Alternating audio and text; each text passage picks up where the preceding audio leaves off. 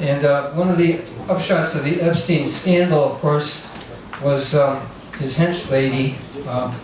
And there's some weird parallels with the ring cycle, I thought. And I wondered, what if that Ghislaine Maxwell was somehow associated with a certain character that you probably notice where it's from.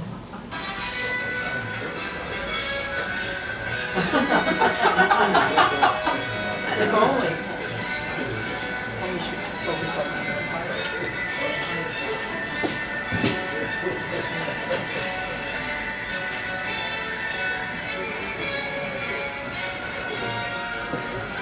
I want my pardon!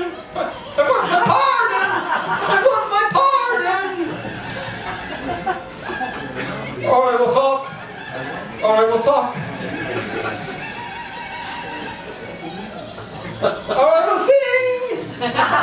And, I had written a couple of sonnets to respect and commemorate their deaths. I'm talking about Rob Reiner and his wife, Michelle.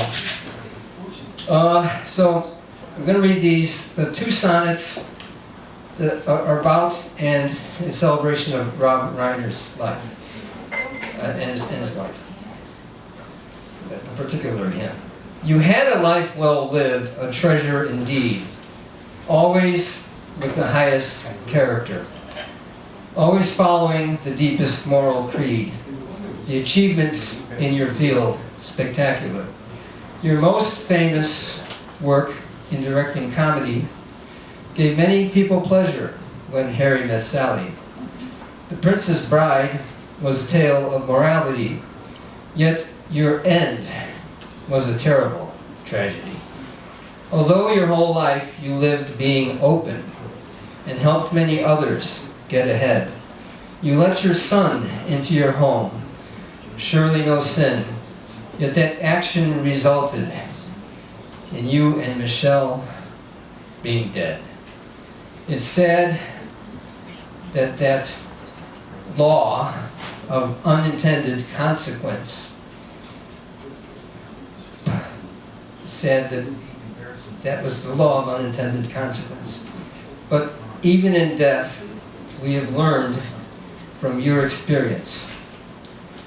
Rob Reiner, you definitely were all in America's family, rising to some fame in your meathead role, descended in a way from entertainment royalty. Still, you made nobility a very high goal. In that famous sitcom, we learned from your Archie, distilling the difference between the left and the right. For political comedy, it was the epitome. Some of the best television, and some even erudite.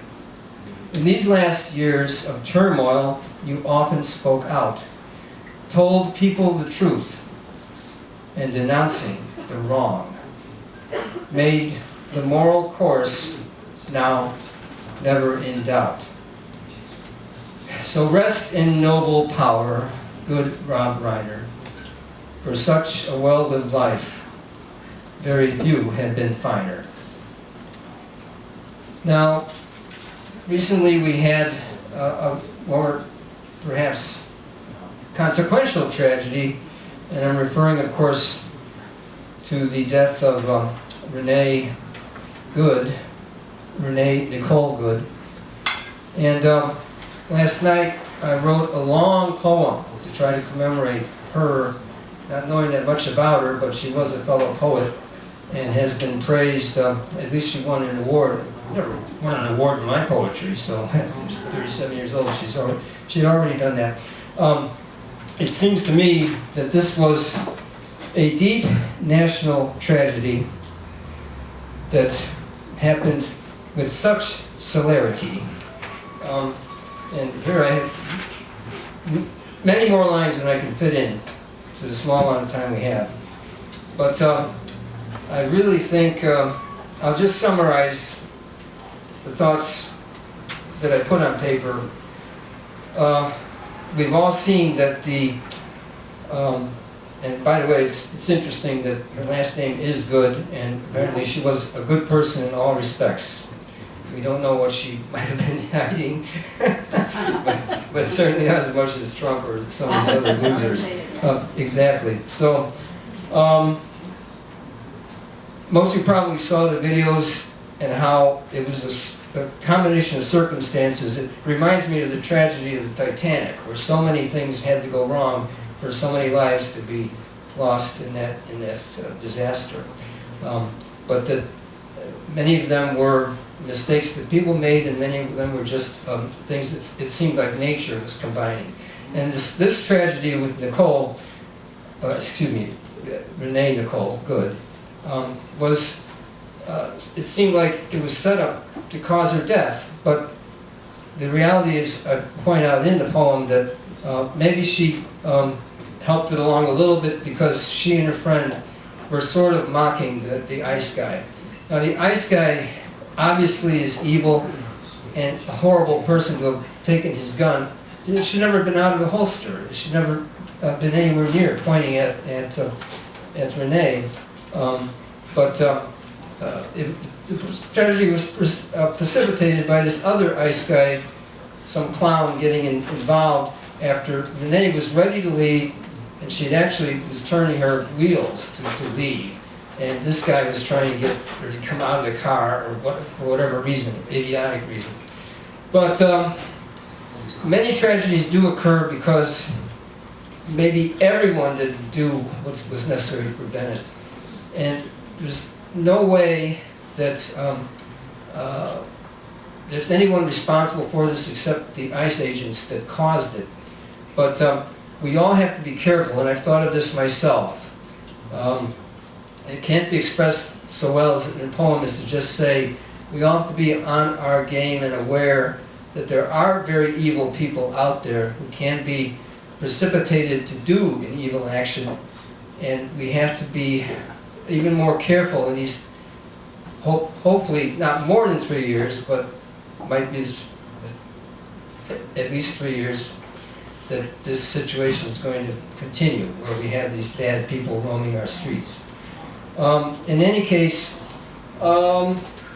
let's maybe do a few limericks, and so we can conclude on a note that's a little less somber.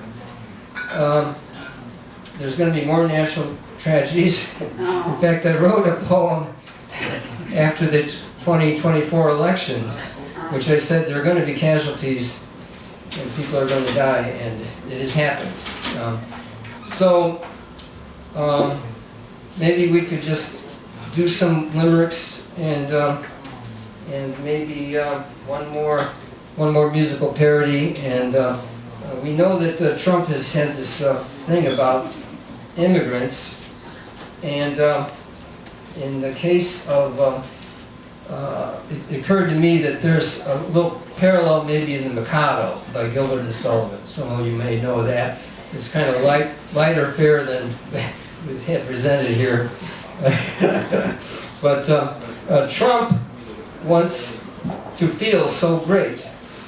Every immigrant he'll incarcerate. Florida Alcatraz, the name has some pizzazz.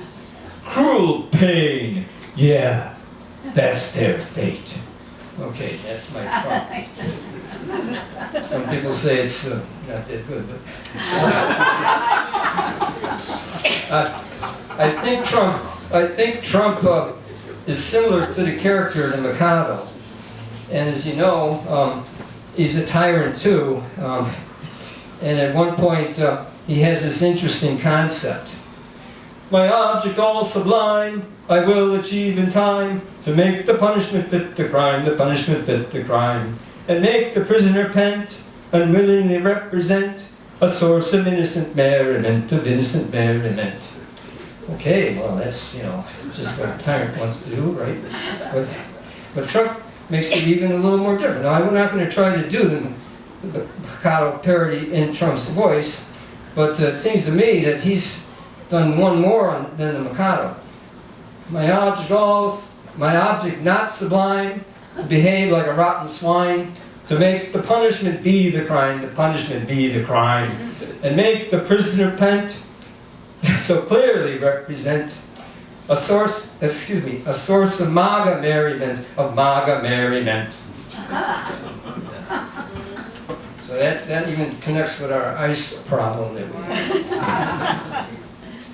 Now, we do have to try to be hopeful, and our best hope is with the Democrats.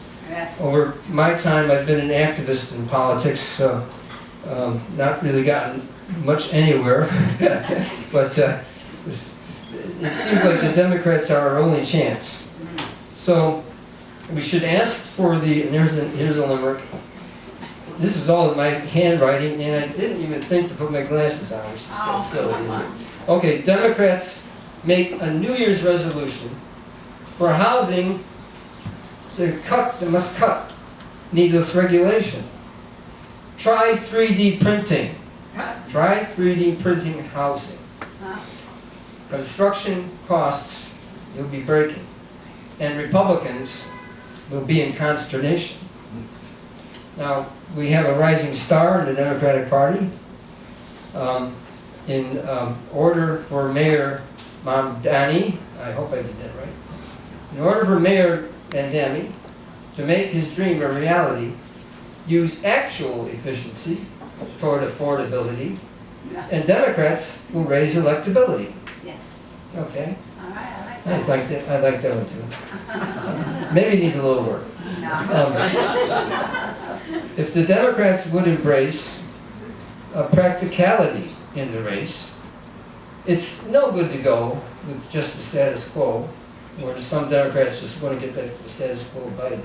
It's no good to go with just the status quo.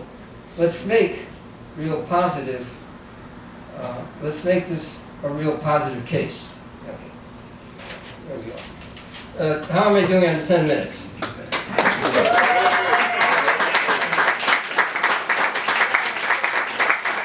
I guess I should put it all in my head. So let's have more of this enlightening music. Thank you, Don. Okay, let's go.